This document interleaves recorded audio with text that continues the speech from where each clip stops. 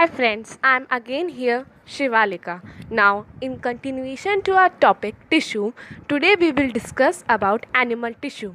So let's start.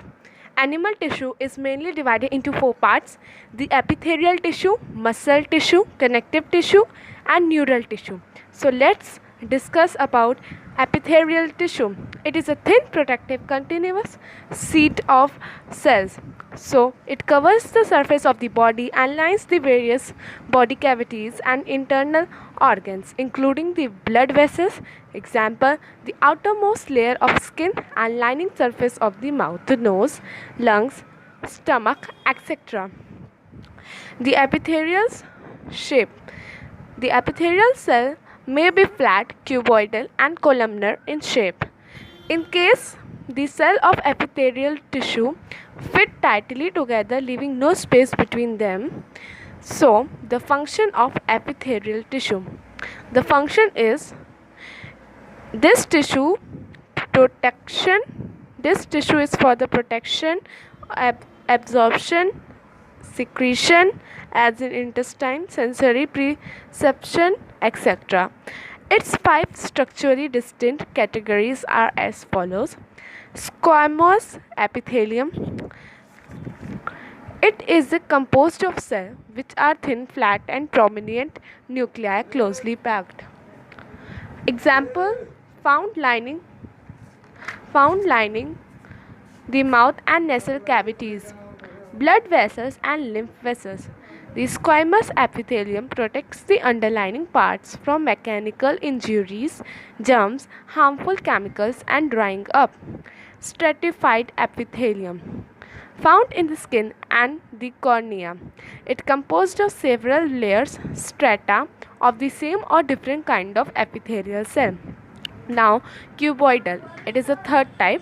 Cuboidal epithelium. It is found in some parts of the kidney, tubules, and some glandular ducts, such as those of salivary glands. Pancreatic duct. Columnar epithelium contains vertically arranged cylindrical or brick-like cells.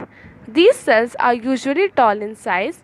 Columnar epithelium is generally found in the inner lining of the stomach and intestine.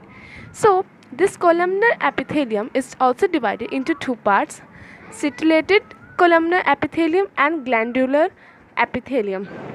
So, setilated columnar epithelium is at some place in the body, such as the lining of the trachea, windpipe. The columnar epithelium is setilated.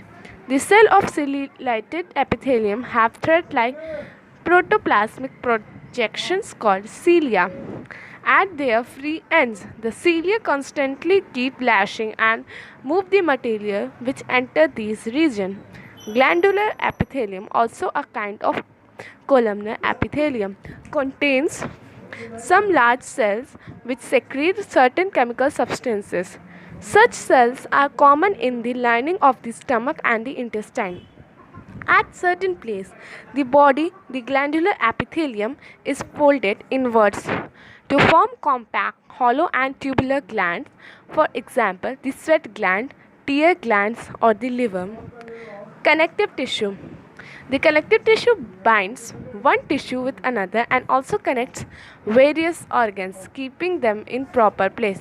It has three characteristics as follows: abundance of intercellular substance, the matrix, fewer cellular element, and fibers. The connective tissue is classified as follows: connective tissue proper serves for the packing and binding the organs.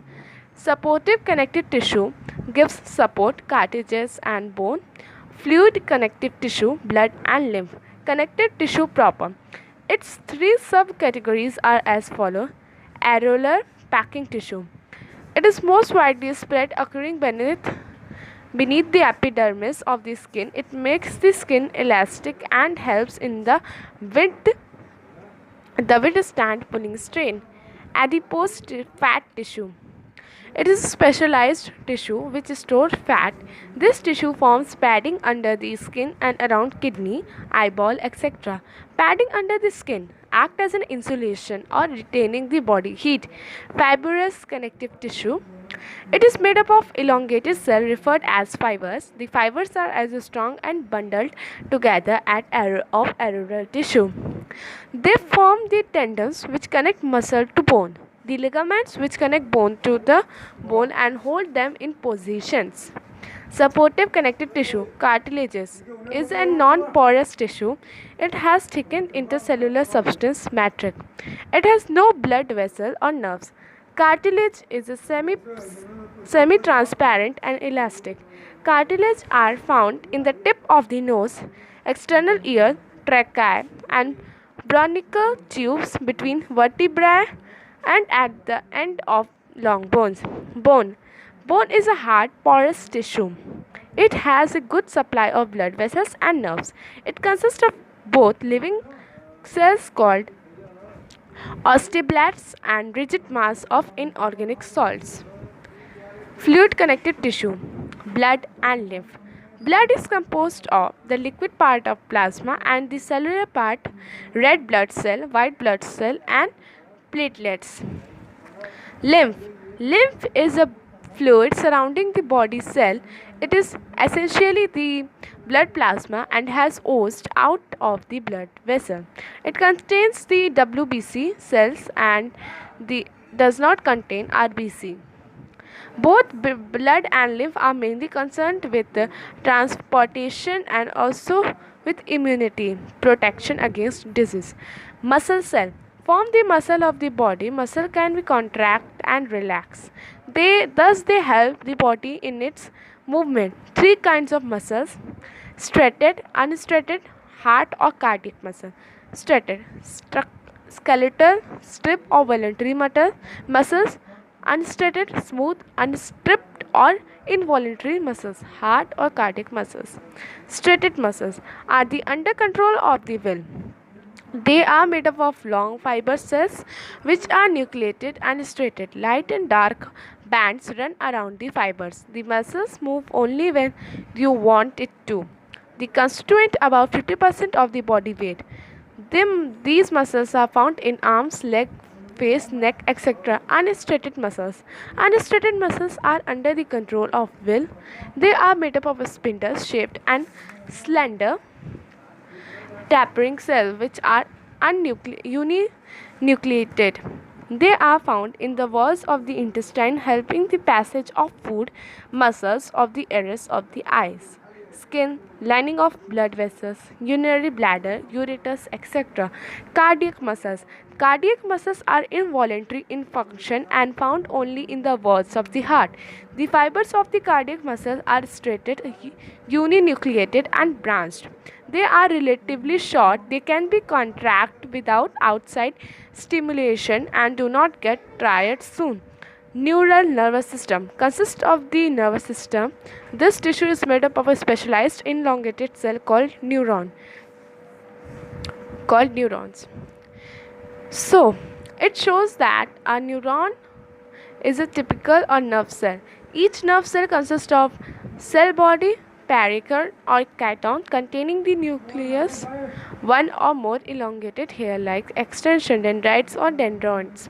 One of these are the axon, may be very long, sometimes as long as meter or even 3 meter as in an elephant. So let's summarize. Animal tissue are of 4 types: epithelial, connective, muscular, neural. Epithelial is of 4 types: squamous, stratified, cuboidal and columnar. Columnar is also of 2 types: ciliated columnar epithelium and glandular epithelium. Connective tissue is of 3 types: connective tissue proper, supportive connective tissue and fluid connective tissue. Connective tissue proper is also characterized into 3 parts: areolar, packing tissue, adipose tissue, fibrous connective tissue. Supportive connective tissue is also divided into 2 parts: cartilage and bone. Fluid connective tissue is also divided into 2 parts: blood and lymph. Muscles tissue is divided into 3 parts: striated muscle, unstriated muscles, heart or cardiac muscle. Neural nervous system is nothing but it is a neuron. I hope this would be helpful for you. I have tried my best to explain you. Thank you and have a nice day ahead. And don't forget to like and subscribe my channel.